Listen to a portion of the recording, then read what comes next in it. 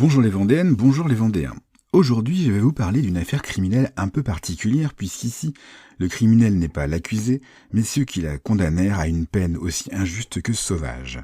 Cette histoire tragique, que l'on peut qualifier de féminicide judiciaire, se déroula en août 1756 aux Sables d'Olonne et reste connue sous le nom d'exécution de la Bourguignonne.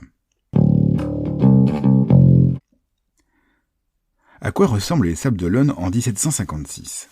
En cette 41e année du règne de Louis XV, la ville a un peu perdu de sa superbe et amorcé un lent déclin. On est déjà loin du siècle d'or où les Sables pouvaient s'enorgueillir du titre de premier port morutier de France, avec en 1680 plus de 100 bateaux armés pour la pêche à la morue sur les bancs de Terre-Neuve. L'activité est alors dominée par de grandes familles d'armateurs comme les Godin, les Petiot, les Lodre ou les Servanteau. Grâce aux fortunes accumulées, certains se feront anoblir et seront surnommés la noblesse de queue, pour queue de morue. En ce milieu du XVIIIe siècle, la situation est moins glorieuse. Les guerres incessantes avec les Anglais qui bloquent l'accès à Terre-Neuve ou arraisonnent les morutiers portent un rude coup à l'activité. On ne compte plus qu'une quinzaine de bateaux à l'époque. Autre problème, le port sans sable. Les gros bateaux ne peuvent y accéder et en sortir que lors des fortes marées. Ces années 1750 voient le commencement de grands travaux, avec notamment la construction d'un premier remblai, achevé en 1756. C'est aussi à cette époque que la Chaume est rattachée aux Sables d'Olonne pour bénéficier de l'octroi, la taxe sur les marchandises qui entrent dans la ville. 1756, c'est aussi le début de la guerre de 7 ans avec les Anglais. Une très mauvaise nouvelle pour le commerce sablais comme on l'a évoqué. Mais aussi une menace directe pour la ville puisque les Sables ont déjà été la cible directe d'attaques anglaises par le passé. Les Sablais ont tous en mémoire le bombardement de 1696 par une escadre anglo-hollandaise de 25 navires. C'est pourquoi la ville héberge en permanence une garnison de 800 soldats. Depuis 1754, c'est le régiment de Tournesis, commandé par le marquis de Courcy, qui défend la ville. La troupe est cantonnée dans des casernes et des campements, et les officiers sont logés par les familles bourgeoises. Après cette longue introduction, que je n'espère pas trop barbante, venons-en au sujet principal de cette chronique.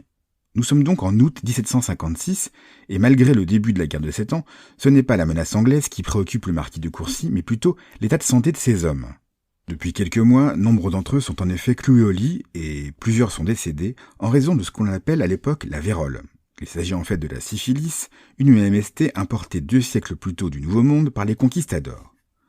Souvent indétectable chez les femmes dans sa phase primaire, cette maladie se manifeste chez les hommes par, âme sensible, bouchez-vous les oreilles, l'apparition d'un chancre sur les parties génitales, puis, dans une phase secondaire, une éruption sur tout le corps pour aboutir par une paralysie mortelle du cerveau, du cœur ou de l'aorte.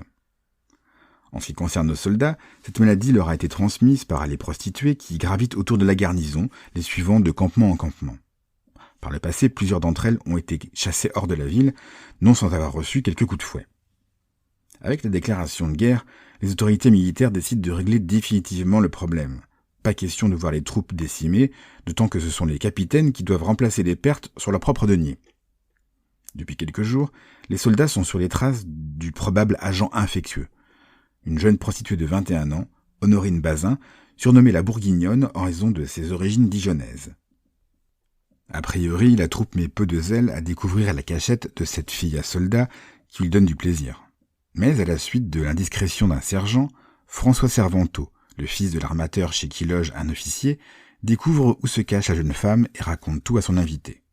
La Bourguignonne est arrêtée le soir du 11 août et immédiatement jugée par un tribunal militaire. Décidés à faire un exemple et à envoyer un message aux prostituées comme aux soldats, les juges optent pour le plus terrible des verdicts. La Bourguignonne est condamnée à périr sous les verges, c'est-à-dire sous le fouet, l'un des modes d'exécution les plus sauvages. Le lendemain, après s'être confessée, la malheureuse est conduite sur le lieu de son supplice. Voici comment André Collinet, témoin de la scène, rapporte la suite des événements dans son manuscrit « Mémoire pour servir à l'histoire de la ville des Sables ». À midi, la générale bat. À 2 heures, le régiment s'assemble en la Parée, aujourd'hui la plage. Plus de 2 à 3 000 spectateurs attendent sur la dune. Un piquet de 150 soldats va chercher la criminelle à la prison du Passage, dite le Palais, et lui remet 2 paquets de verges de 3 mètres de long qu'il l'oblige à porter. Arrivé au lieu du supplice, On la fait passer en leur rang des soldats qui doivent la fustiger en leur remettant à chacun une verge à la main. Au cas où vous n'auriez pas bien compris la configuration, la jeune femme doit marcher entre 2 rangées de 75 soldats qui la fouettent. À chaque bout de ce couloir de souffrance, un officier l'oblige à faire demi-tour. Après plusieurs allers-retours, la peau en lambeaux, la jeune femme s'écroule.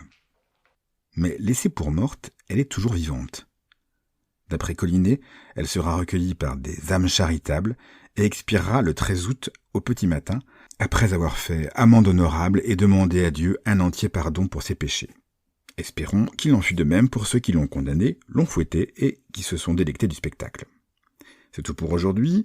Pour ceux qui souhaitent en savoir plus sur cette terrible histoire, je vous recommande la lecture du roman « Les tambours de la Bourguignonne » de Jean Huguet.